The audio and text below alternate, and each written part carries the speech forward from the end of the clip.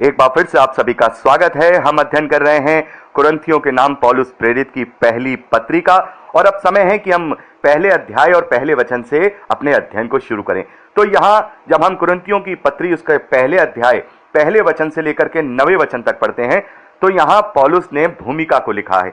जैसा उनका हमेशा से अपने पत्र लिखने का जो तरीका है, वो पहले भूमिका लिखते हैं, किसके नाम लिखी जा रही है, क्यों लिखी जा रही है, फिर आशीष वचन देना, फिर उसके बाद वो अपनी मेन बात पर आते हैं और पत्री में वो सारी बातों को लिखते हैं। तो मैं चाहूंगा कि आप इसको पर्सनली रूप से अपने आप से आप इसको पढ़ लीजिएगा। यहाँ हम 9वें वचन तक इसे डिस्क्राइब नहीं करेंगे, लेकिन कुछ चीजें हैं यहाँ पर मैं आपको बताना चाहता हूँ। पहले वचन से जब हम पढ़ते हैं तो यहाँ पर लिखा है, पौलुस की ओर से जो परमेश्वर की इच्छा से यीशु मसीह का प्रेरित होने के लिए बुलाया गया, और भाई सोस्थिनेस की ओर से परमेश्वर की उस कलीसिया के नाम जो कुरिन्थियुस में है, अर्थात उनके नाम जो मसीह यीशु में पवित्र किए गए और पवित्र होने के लिए बुलाए गए हैं, और उन सब के नाम भी जो हर जगह हमारे और अपने प्रभु यीशु मसीह के नाम से प्रार्थना करते हैं। तो यहां पर पौलुस कह रहे हैं कि ये जो मैं पत्र लिख रहा हूं, ये जो मैं पत्री लिख रहा हूं, ये जो संदेश लिख रहा हूं, ये कुरिन्थियों की कलीसिया के नाम लिख रहा हूं, लेकिन ये पवित्र लोगों के लिए भी है और उन लोगों के लिए भी है, चाहे वो कुरिन्थ में रहते हैं चाहे नहीं रहते हैं, जो पवित्र हैं, जो प्रभु के नाम से प्रार्थना करते हैं या विश्वासी हैं। तो पौलुस प्रेरित की जितनी भी पत्रियां हैं वो केवल उन कलीसियाओं के लिए ही नहीं है, बल्कि उनसे हम सब जो मसीही विश्वासी हैं उनसे आशीषित हो सकते हैं, आत्मिक रूप से अपने जीवन को परमेश्वर के प्रभु यीशु मसीह के ग्रहण योग्य हम बना सकते हैं। इसीलिए पौलुस प्रेरित की जितनी भी पत्रियां हैं, जो संदेश हैं, जो अवेलेबल थे, वहां उन सब को नए नियम में शामिल किया गया, ताकि ये जो पत्रियां हैं उन्हें पढ़ के हम जो मसीही जीवन है, जो कलीसियाई जीवन है, उसमें हम कुछ बातें सीख पाए, हमें किस तरीके से जीना है। तो यहाँ पर पौलुस कहते हैं कि हर एक के लिए है जो लोग प्रभु यीशु मसीह के नाम से प्रार्थना करते हैं या उस पर विश्वास करते हैं, ये पत्री उनके नाम भी है। तो चलते हैं अब हम 10वें वचन की ओर। तो यहां जब हम 10वें वचन से लेकर के 17वें वचन तक पढ़ते हैं, तो यहां पर हम देखते हैं कि जो कलीसिया में वहां फूट है उसके विषय में पौलुस यहां लिखते हैं। बल्कि जब हम 10वें वचन से लेकर 4थे अध्याय तक भी आगे पढ़ते हैं, तो यहां पर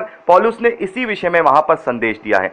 हुआ क्या है वहां कुरिन्थ की कलीसिया में कि वहां जो अन्य जातियों से लोग आए हैं, नए नए धर्म, नए नए जाति, और अलग अलग उनके विश्वास हैं और उनकी अलग अलग परंपराएं भी हैं।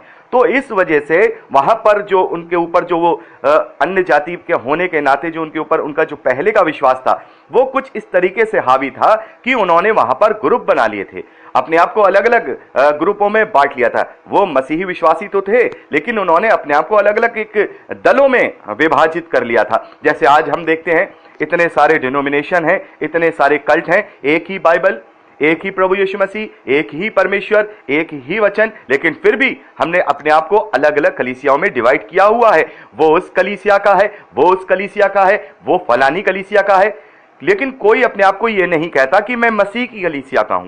कोई अपने आप को ये नहीं कहता कि मैं मसीही विश्वासी हूं, बाइबल आधारित मसीही विश्वासी हूं। और यही परमेश्वर का धन्यवाद है कि हमारी जो मिनिस्ट्री है उसका यही उद्देश्य है, यही हमारा जो मिशन है कि हम लोगों को ये बता सकें कि तुम बटे हुए नहीं हो, तुम सब मसीह के हो, तुम किसी कलीसिया को जो है बिलोंग नहीं करते हो, तुम प्रभु यीशु मसीह को बिलोंग करते हो। हाँ, कलीसिया में हम जाते हैं संगति के लिए, वहां प्रभु की आराधना के लिए, प्रभु भोज के लिए, लेकिन हम उस कलीसिया से संबंध नहीं रखते हैं, हम उस कलीसिया से बिलोंग नहीं करते हैं। हम सब मसीही विश्वासी हैं और प्रभु यीशु मसीह की कलीसिया को बिलोंग करते हैं। तो यहाँ पर यही बात पौलुस ने बहुत ही अच्छी तरीके से यहाँ समझाई है कि हम में आपस में कोई गुटबाजी ना हो। यदि कोई आपस में थोड़े बहुत अगर कुछ ऐसी बातें हैं वचन को लेकर के जो हमारे अंदर छोटे मोटे भेद पाए जा रहे हैं, तो उनमें आपस में एक संगति होकर के उनमें एक मन हो जाओ, बाइबल के द्वारा एक दूसरे को समझाओ। लेकिन नहीं, हम देखते हैं कि यदि कोई आपसे पूछता है कि आप कौन हैं, तो हम कहते हैं भाई हम मसीही विश्वासी हैं।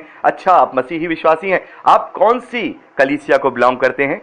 ये बात जब आती है तो मुझे बहुत अच्छा नहीं लगता है, और मैं हमेशा उनसे कहता हूं कि ये आपका जानना क्यों जरूरी है कि हम कौन सी जो है कलीसिया को बिलोंग करते हैं। ये जरूरी, ये अपने आप में बड़ी बात नहीं है कि हम मसीह के हैं। लोग इसमें अपने आप को बड़ा गर्वान्वित, अपने आप को बड़ा ही प्राउड इस बात पे फील करते हैं कि अरे हम उस बड़ी कलीसिया के मेंबर हैं, अरे हम उस बड़ी पुरानी कलीसिया के मेंबर हैं। इस बात पे कोई प्राउड फील नहीं करता कि हम प्रभु यीशु मसीह की सच्ची कलीसिया के मेंबर हैं। तो हमें जानना होगा कि हमें कलीसियाओं को इस तरीके से नहीं देखना है कि वो छोटी कलीसिया है कि वो बड़ी कलीसिया है, क्योंकि कोई कलीसिया किसी का उद्धार नहीं कराएगी, कोई चर्च किसी का उद्धार नहीं कराएगी। और एक और बात मैं आपको बताना चाहता हूं, बहुत सारे भाई बहन कलीसिया का जो शब्द है उसके विषय में थोड़ा कंफ्यूज हो जाते हैं। जो नए मसीही भाई बहन हैं जिन्होंने विश्वास किया, वो कलीसिया का मतलब नहीं समझ पाते। देखिए, कलीसिया का जो मतलब है, ये शब्द जो है ग्रीक भाषा से लिया गया है, जिसका मतलब होता है एक समूह, एक ग्रुप, और उर्दू में जिसे हम कहते हैं उसे बोलते हैं जमात, और इंग्लिश में बोलते हैं कॉन्ग्रीगेशन। तो ये जो कलीसिया है, ये मसीही विश्वासियों का एक ग्रुप है। किसी जगह पे अगर वो रहते हैं, जैसे मान लीजिए हम किसी शहर में रहते हैं, किसी कॉलोनी में या एक इलाके में रहते हैं, वहाँ जो मसीही विश्वासी हैं वो मिल करके एक जगह जो है इकट्ठे होते हैं, वहाँ पर प्रभु की आराधना करते हैं, प्रभु भोज लेते हैं। तो वो लोग मिलकर के एक ग्रुप बनते हैं और उसी को कलीसिया कहा जाता है। लेकिन प्रभु यीशु मसीह की जो कलीसिया है वो तमाम मसीही विश्वासी हैं जो इस पूरी धरती पर हैं, चाहे वो अकेले रहते हों, चाहे वो ग्रुप्स में रहते हों, चाहे वो किसी कलीसिया के मेंबर हों या ना हो, लेकिन वो मसीह की देह के अंग हैं, वो उस कलीसिया के मेंबर हैं। तो कलीसिया का मतलब ये होता है। तो अब यहां पर पढ़ते हैं, पौलुस कहते हैं 10वें वचन से, हे भाइयों, मैं तुमसे हमारे प्रभु यीशु मसीह के नाम से विनती करता हूं कि तुम सब एक ही बात कहो और तुम में फूट ना हो, परंतु एक ही मन और एक ही मत होकर मिले रहो। तो यहां पर हमेशा जब भी पौलुस अपनी पत्रियों में लिखते हैं, एक बात को लिखते हैं कि मैं तुमसे प्रभु यीशु मसीह के नाम से विनती करता हूं। विनती, देखिए कितनी नम्रता है। ये जो पौलुस प्रेरित है, अपने आप को कितना छोटा करके कलीसिया के लिए काम करते थे, प्रभु यीशु मसीह के लिए प्रचार करते थे। मैं तुमसे विनती कर रहा हूं, दैट इज नॉट माई आदेश, ये मेरा आदेश नहीं है, ये मेरा हुक्म नहीं है। मैं तुमसे विनती करता हूं कि तुम मसीह के हो, तुम विश्वासी लोग हो, तुम्हारे अंदर नम्रता पाई जानी चाहिए, तुम्हारे अंदर दीनता पाई जानी चाहिए। मैं तुमसे एक रिक्वेस्ट कर रहा हूं, विनती कर रहा हूं प्रभु यीशु मसीह के नाम में कि तुम आपस में एक सी बात कहो, क्योंकि तुम एक हो, तुम में फूट ना हो, एक ही मन और एक ही मत होकर मिले रहो। तो ये जब वचन हम पढ़ते हैं या हम कलीसियाओं में ये वचन पढ़ते हैं, तो वहां पर वो जो लोग प्रचार करते हैं तो वो अपनी कलीसिया के विषय में कहते हैं कि भाई हमारी ये कलीसिया है, हम इस चर्च को बिलोंग करते हैं, हम लोग एक मन रहें, एक मिलकर रहें। और वो अपने आप को ये सोचते हैं हमने अपना काम कर दिया। नहीं, ये जो बात कही गई है ये सभी मसीही विश्वासियों के लिए, तमाम तरीके की डिनोमिनेशन है और तमाम तरीके की जो कल्ट्स हैं उनको लेकर के की गई है कि आपस में एक मन हो जाओ। आपस में जो तुम्हारी ये परंपराएं जो क्रैश करती हैं आपस में, ये जो भौतिक जो परंपराएं हैं जिनकी वजह से तुम अपने आप को अलग समझते हो, इनको बाइबल से जांचो और जांच करके एक हो जाओ, एक मन हो जाओ।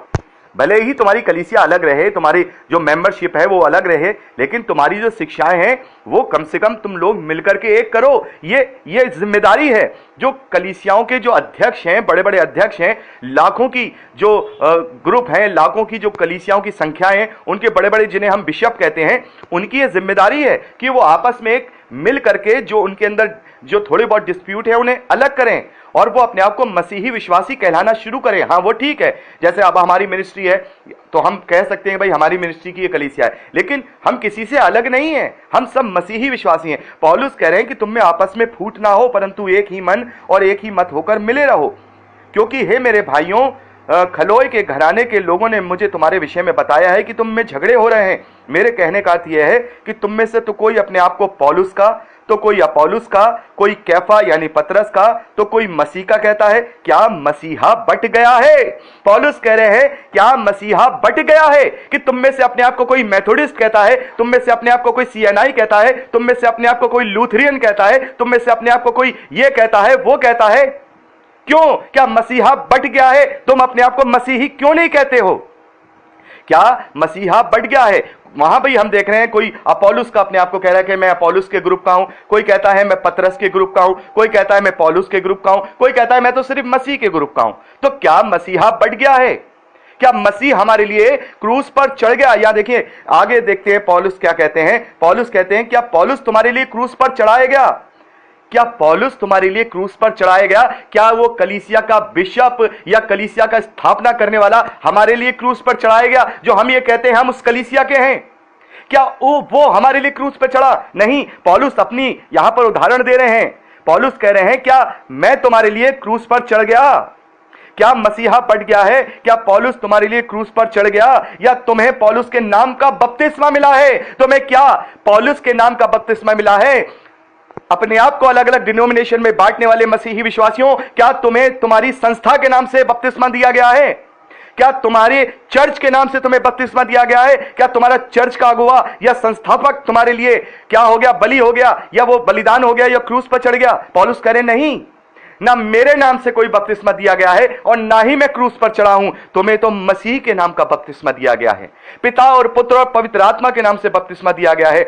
यहां पर पौलुस कहते हैं, या तुम्हें पौलुस के नाम का बपतिस्मा मिला, मैं परमेश्वर का धन्यवाद करता हूं कि क्रिस्पुस और ग्यूस को छोड़ मैंने तुम में से किसी को बपतिस्मा नहीं दिया। कहीं ऐसा ना हो कि कोई कहे कि तुम्हें मेरे नाम पर बपतिस्मा दिया है, मिला है। तो यहां पर पौलुस कह रहे हैं कि ये तो अच्छी बात है कि मैंने 2 लोगों को छोड़कर, एक घराने को छोड़ के किसी को बपतिस्मा नहीं दिया, वरना तुम लोग तो ये भी कहने लगते कि हमें तो पौलुस के नाम का बपतिस्मा मिला है। और यही हो रहा है, जो मसीही की कलीसिया में आकर के गड़बड़ी का आत्मा जो फैला रहे हैं, शैतान की अगुवाई में आके वो यही कर रहे हैं। वो अपनी परंपराओं को ऊपर रख रहे हैं। मैं साफ कहता हूं, रोमन कैथोलिक चर्चेज हो, चाहे वो प्रोटेस्टेंट चर्चेज हो, चाहे वो पेंटाकोस्टल चर्चेज हो, वो अपनी परंपराओं को छोड़ना नहीं चाहते, वो अपनी मूल शिक्षाओं को छोड़ना नहीं चाहते। मैं एक जगह, ऐसी जगह गया जहां पर किसी एक भाई को वहां पर मेंबरशिप की जरूरत थी। वहां उसको लेकर के गया कि भाई ये भाई है, ये विश्वासी है और इसको किसी चर्च में कोई ये मेंबर नहीं है,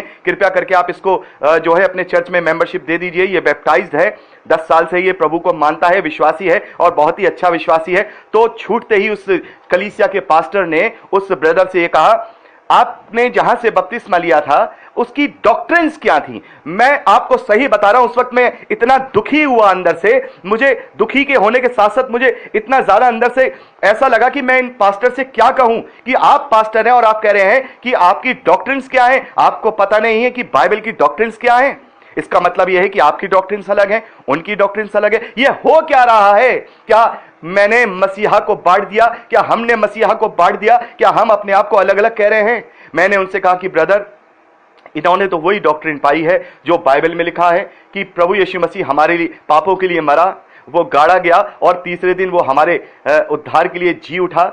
और यदि हम उसके नाम का बपतिस्मा लेते हैं, उस पर विश्वास करते हैं, उसकी आज्ञाओं पे चलते हैं, तो हमारा उद्धार होगा। यही इसने शिक्षा पाई है। दुनियावी शिक्षाओं के विषय में तो मैं कुछ नहीं कह सकता कि इसने कौन सी दुनियावी फिजिकल जो आपकी परंपराएं हैं उनको आप लेके चल रहे हो।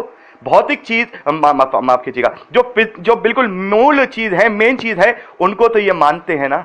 तो फिर आपने ये कैसे कह दिया कि ये जहां से बपतिस्मा लिए हुए हैं उनकी डॉक्ट्रिन्स क्या हैं? अलग अलग चर्चेस की अलग अलग डॉक्ट्रिन्स हैं। रोमन कैथोलिक चर्चेस की अलग डॉक्ट्रिन्स हैं, सीएनआई चर्चेस की अलग डॉक्ट्रिन्स हैं, मेथोडिस्ट चर्चेस की अलग डॉक्ट्रिन्स हैं और पेंटाकोस्टल चर्चेस की अलग डॉक्ट्रिन्स हैं। अरे वो डॉक्ट्रिन्स कहां से लेके आए हो? कहां से लेके आए हो डॉक्ट्रिन्स? वो शिक्षाएं कहां से लाए हो जो परंपराओं के अनुसार तुम निभा रहे हो? कहां से लेके आए हो? बाइबल में से निकाल के लाए हो?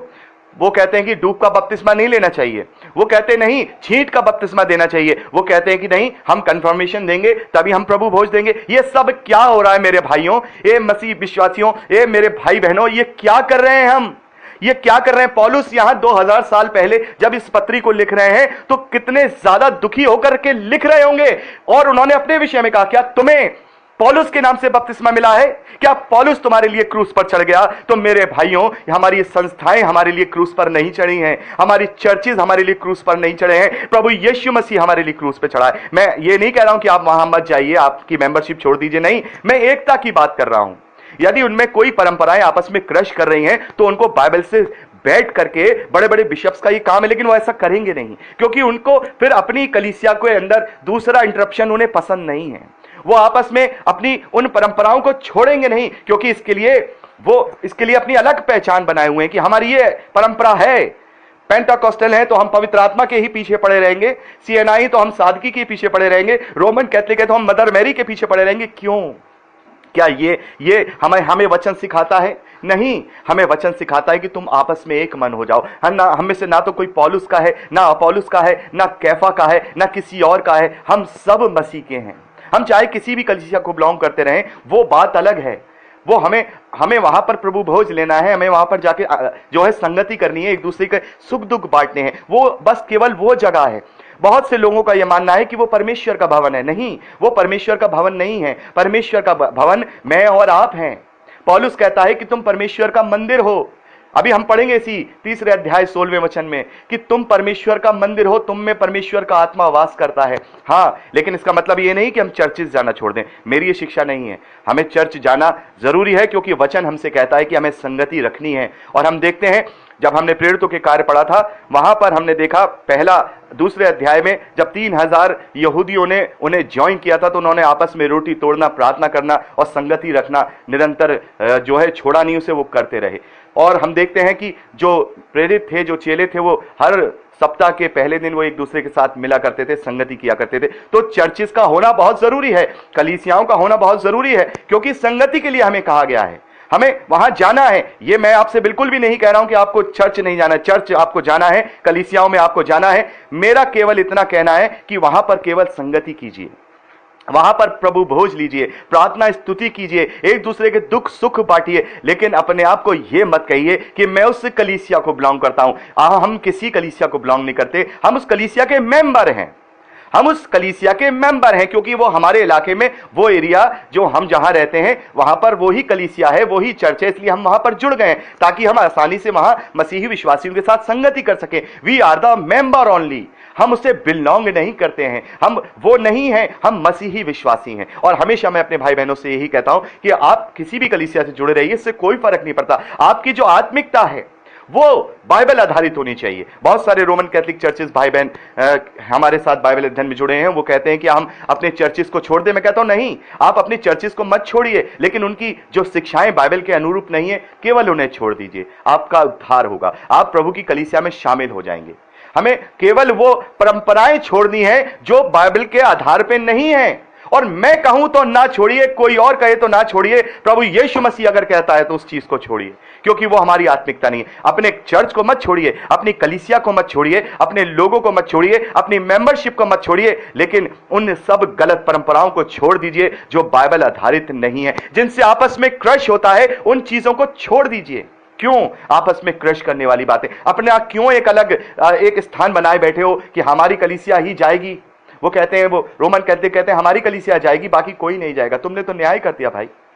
वो पेंटाकोस्टल कहते हैं नहीं, पवित्र आत्मा जब तक किसी को नहीं मिलेगा, अन्य अन्य भाषा में कोई बात नहीं करेगा, उसका उद्धार नहीं होगा, उसने पवित्र आत्मा को नहीं पाया। ये कहां से शिक्षाएं लेकर के आए मेरे भाई, कहां से लेकर के आए? ये मसीही शिक्षाएं हमें एक करना सिखाती हैं, अलग करना नहीं सिखाती हैं। तो मैं आप सभी मसीही विश्वासी भाई बहनों से ये कहना चाहता हूं जो बाइबल अध्ययन से जुड़े हुए हैं, हमें एक सच्चा मसीही बनना है जो बाइबल आधारित विश्वासी है, ना कि हमें ऐसा विश्वासी बनना है जो एक कलीसिया को बिलोंग करने वाला हो। मैं आपसे वहां से जाने के लिए मना नहीं करता हूं, क्योंकि आपको वहां पर जाना जरूरी है, संगति करना जरूरी है, हमें चर्चेस जाना जरूरी है। तो ये बहुत ही लंबा हो गया, अगली रिकॉर्डिंग में हम बात करेंगे। प्रभु आपको आशीष दे।